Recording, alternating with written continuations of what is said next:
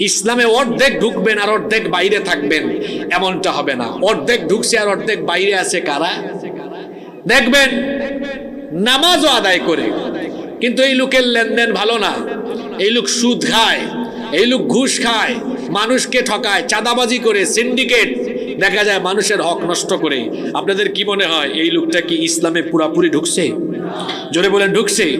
যদি এই লোকটা পুরাপুরি ইসলামে ঢুকতো, তাহলে যে আল্লাহর হুকুম মতো সে নামাজ আদায় করে, সে আল্লাহর হুকুম মতো সে তার ব্যবসা বাণিজ্য করত, উপার্জন আল্লাহর হুকুম মতো করত, হারাম এসে যেত না।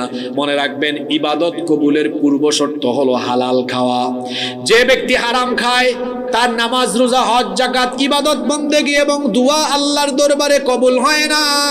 কারণ হাদিস শরীফে এসেছে, আল্লাহর নবী বলেছেন, ইন্নাল্লাহা তাইয়্যিব, নিশ্চয়ই আল্লাহ পবিত্র, লা ইয়াকবালু ইল্লা তাইয়্যিবা, পবিত্র ছাড়া তিনি কোনো জিনিস গ্রহণ করেন না। ওয়া আন্নাল্লাহা আমারাল মুমিনিনা বিমা আমারা বিহিল মুরসালিন, আল্লাহ তাআলা মুমিনদেরকে তাই আদেশ করেছেন যে আদেশ তিনি রাসূলকেও করেছেন।